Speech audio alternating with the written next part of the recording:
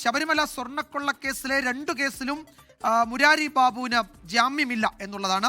2 കേസുകളിലും അദ്ദേഹത്തിന്റെ ജാമ്യാപേക്ഷ വിജിലൻസ് കോടതി തള്ളിയിട്ടുണ്ട്. 2 കേസുകളിലും ഈ ജാമ്യാപേക്ഷ നൽകിയിരുന്നു. അത് രണ്ടും നിരാകരിച്ചിരിക്കുകയാണ്. ഇതിൽ ആദ്യത്തെ അറസ്റ്റുകളിൽ ഒന്നായിരുന്നു മുരാരി ബാബുവിൻ്റേത്. മുരാരി ബാബു ഇതിൽ പ്രധാനപ്പെട്ട പങ്ക് വഹിച്ചിട്ടുണ്ട്. അപ്പോൾ അത് ചൂണ്ടിക്കാട്ടി ഈ ജാമ്യാപേക്ഷയെ പ്രോസിക്യൂഷൻ ശക്തമായി എതിർക്കുകയും ചെയ്തിരുന്നു.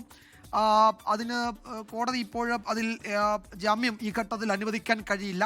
അന്വേഷണം പുരോഗമിക്കുന്നതേ ഉള്ളൂ. പ്രതികളെ അറസ്റ്റ് ചെയ്യുകയും അവരെ ചോദ്യം ചെയ്യുകയും ഒക്കെ ചെയ്യുന്നുണ്ട്. തന്നെയുമല്ല, ഇപ്പോൾ കസ്റ്റഡിയിലുള്ള ഈ പ്രതികളെ ഇനിയും അറസ്റ്റിലാകാനുള്ള ഇപ്പോൾ കസ്റ്റഡിയിലുള്ള പ്രതികളോടൊപ്പം ഇരുത്തിയൊക്കെ ചോദ്യം ചെയ്യുക എന്ന കസ്റ്റോഡിയൽ ഇൻട്രോഗേഷന്റെ തുടർ നടപടികൾ പുരോഗമിക്കുകയും ചെയ്യുന്നുണ്ട്. ആ ഘട്ടത്തിൽ മുരാരി ബാബു ഉൾപ്പെടെയുള്ളവർക്ക് ജാമ്യം അനുവദിക്കാൻ കഴിയില്ല എന്ന നിലപാട് പ്രോസിക്യൂഷൻ സ്വീകരിച്ചിരുന്നു. കോടതി അത് ഏറെക്കുറെ അംഗീകരിച്ചിരിക്കുകയാണ്. അരുൺ രാജ് വിവരങ്ങൾ നൽകും. അരുൺ, മുരാരി ബാബുവിന് ജാമ്യമില്ല. 2 കേസുകളിലും ജാമ്യാപേക്ഷ നൽകിയിരുന്നു. രണ്ടും വിജിലൻസ് കോടതി തള്ളിയിരിക്കുകയാണ്. എന്തെങ്കിലും പരാമർശങ്ങൾ നടത്തിയിട്ടുണ്ടോ കോടതി ഉത്തരവിൽ? വിജയകുമാർ, കോടതിയുടെ പരിപൂർണമായ ഉത്തരവ് ഇപ്പോൾ ലഭ്യമായിട്ടില്ല. അല്പസമയം മുമ്പാണ് ഇതുമായി ബന്ധപ്പെട്ട വിശദമായ വാദത്തിനൊടുവിൽ കോടതി ഈ വിധി പ്രസ്താവം നടത്തിയിരിക്കുന്നത്. ശബരിമല സ്വർണ്ണക്കൊള്ളയുമായി ബന്ധപ്പെട്ട് ദേവസ്വം അഡ്മിനിസ്ട്രേറ്റീവ് ഓഫീസറായിരുന്ന മുരാരി ബാബുവിന്റെ പങ്ക് വളരെ വലുതാണ് എന്നുള്ളതാണ് പ്രത്യേക അന്വേഷണ സംഘം കോടതിക്ക് മുമ്പാകെ സമർപ്പിച്ച വാദങ്ങൾ പറഞ്ഞത്. മുരാരി ബാബുവിന് ജാമ്യം നൽകിയാൽ ഈ കേസിന്റെ മെറിറ്റിനെ പോലും അത് ചോദ്യം ചെയ്യുന്ന അവസ്ഥയിലേക്ക് അടക്കം കാര്യങ്ങൾ പോകും. കാരണം ശബരിമലയിൽ സ്വർണ്ണക്കൊള്ള എന്ന് പറയുന്നത് സാധാരണ രീതിയിൽ ഒരു മോഷണക്കുറ്റമായി മാത്രം കണക്കാക്കാനാകില്ല എന്നതായിരുന്നു പ്രോസിക്യൂഷന്റെ പ്രധാനപ്പെട്ട വാദം. അത് വിശ്വാസത്തെ സംബന്ധിക്കുന്ന വിഷയം കൂടിയാണ്. ഇക്കാര്യത്തിൽ വലിയ രീതിയിലുള്ള തട്ടിപ്പാണ് ഈ സംഘം നടത്തിയത്. വലിയ ഗൂഢാലോചന ഇതിന് പിന്നിൽ ഉണ്ടായിരുന്നു. അത് ഈ ശബരിമല സ്വർണ്ണക്കൊള്ള അതിൽ മാത്രം നിൽക്കുന്നതല്ല, അതിൽ മുരാരി ബാബുവിന്റെ പങ്ക് പലകുറി അന്വേഷണ സംഘത്തിന് ബോധ്യപ്പെട്ടിട്ടുണ്ട്. ഈ വിവിധങ്ങളായ വിഷയങ്ങളെ കുറിച്ച് SIT അന്വേഷിക്കുന്നു.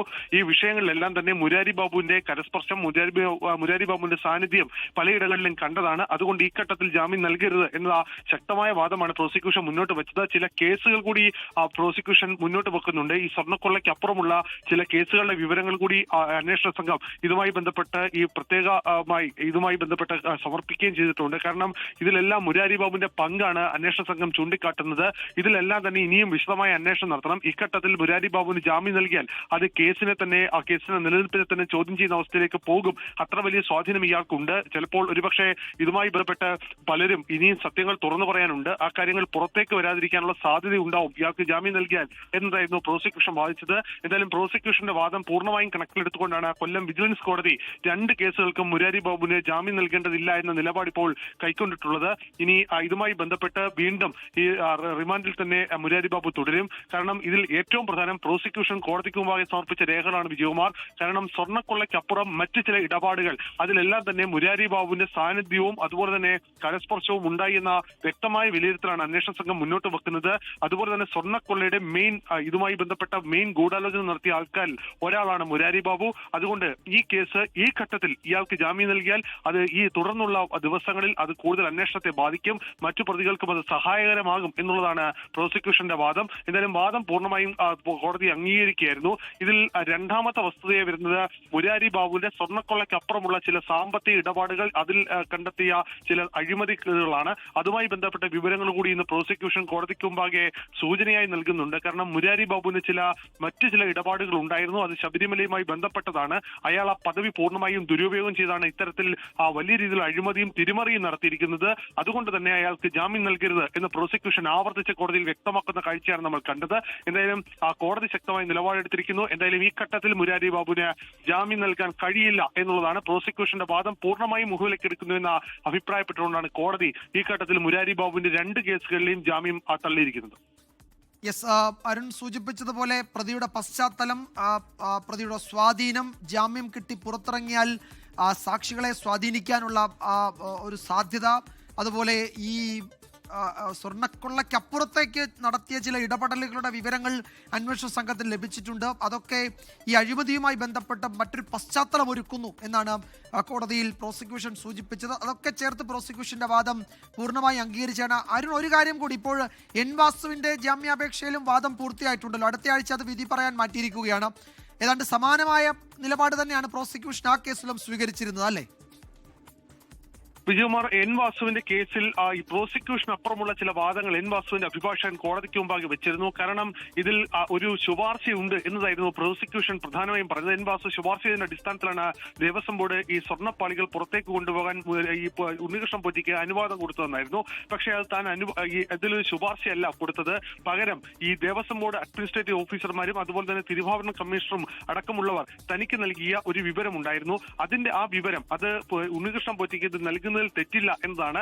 അത് പരിശോധിച്ച് ഇക്കാര്യത്തിൽ നിലപാടെടുക്കാനാണ് താൻ ദേവസ്വം ബോർഡിനോട് വ്യക്തമാക്കിയത് എന്ന വാദമാണ് പ്രോസിക്യൂഷന്റെ വാദത്തിന് മറുപടിയായി എൻ വാസുവിന്റെ അഭിഭാഷകൻ കോടതിക്ക് മുമ്പാകെ പറഞ്ഞത്. അതിൽ അഴിമതി തന്റെ ഭാഗത്ത് ഉണ്ടായിട്ടില്ല. പകരം താൻ ഇത് ബോധപൂർവം ചെയ്തതല്ല, സ്വാഭാവിക നടപടിയുടെ ഭാഗമായിട്ടുണ്ടായതാണ്. മറ്റൊന്ന് ഇമെയിൽ മുഖാന്തരമുള്ള ഒരു വിവരമാണ്. അതിൽ ഇമെയിൽ സ്വാഭാവികമായും ലഭിച്ചു, അത് ഫോർവേഡ് ചെയ്തു എന്നതിനപ്പുറം തനിക്ക് ഉണ്ണികൃഷ്ണൻ പോറ്റിയുമായി വ്യക്തിപരമായ ഇടപാടോ വ്യക്തിപരമായ ബന്ധങ്ങളോ ഇല്ല എന്നുള്ളതാണ് എൻ വാസുവിന്റെ അഭിഭാഷകൻ കോടതി അറിയിച്ചത്. പക്ഷേ കോടതി ഈ ഘട്ടത്തിൽ പറഞ്ഞത് ചില ഇടപാടുകൾ നടന്നിട്ടുണ്ട്. അതിൽ പൂർണ്ണമായും അതിൽ നിഷ്കളങ്കനാണെന്നോ അല്ലെങ്കിൽ പൂർണ്ണമായും കുറ്റമുക്തനാണെന്നോ പറയാൻ കഴിയില്ല. ഒരു പദവിയിൽ ഇരിക്കുമ്പോൾ ഇക്കാര്യത്തിൽ കൃത്യത പാലിക്കണമായിരുന്നു എന്നുള്ളതാണ് കോടതി ഇക്കാര്യത്തിൽ എടുത്തിരിക്കുന്ന നിലപാട്. വിശദമായ വാദം കേട്ടതാണ് കോടതി. ഡിസംബർ 3 ഇക്കാര്യത്തിൽ ഒരു തവണ കൂടി വാദം കേട്ട ശേഷം ഇതുമായി ബന്ധപ്പെട്ട വിധി പ്രസ്താവം കോടതിയുടെ ഭാഗത്തു നിന്നുണ്ടാവും. ഒരുപക്ഷെ എൻ വാസുവിന്റെ എതിരെ പ്രോസിക്യൂഷന് കൂടുതൽ തെളിവുകൾ അത് ഈ പത്മകുമാറുമായി ബന്ധപ്പെട്ട് വരുമ്പോൾ പത്മകുമാറിനെ ചോദ്യം ചെയ്യുമ്പോൾ കോടതിക്ക് മുമ്പാകെ എത്തിക്കാൻ കഴിയും എന്ന ആത്മവിശ്വാസം അന്വേഷണ സംഘം പങ്കുവെക്കുന്നുണ്ട്. കാരണം എങ്ങനെയാണ് ദേവസ്വം കമ്മീഷണർ ഇക്കാര്യത്തിൽ ഒരു ഒഴിഞ്ഞുമാറാൻ കഴിയുക? ദേവസ്വം കമ്മീഷണർക്ക് അത്തരത്തിൽ ഒഴിഞ്ഞുമാറാൻ കഴിയുന്ന പദവിയല്ല. കാരണം സ്വാഭാവികമായും ദേവസ്വം ബോർഡിന് മുമ്പാകെ ഒരു പേപ്പർ, അത് ഏത് തരത്തിലുള്ള ഒരു ഉത്തരവായാലും അതുമായി ബന്ധപ്പെട്ട കാര്യങ്ങൾ എത്തുമ്പോൾ ഒരു ഉദ്യോഗസ്ഥന് പരിശോധിക്കണം. അതിൽ എൻ വാസു പറഞ്ഞത് താഴെ ക്ലർക്ക് മുതൽ മുകളിലുള്ള ഉദ്യോഗസ്ഥർ വരെ കണ്ട ശേഷമാണ് തന്റെ മുമ്പിലേക്ക് എത്തുന്നത്.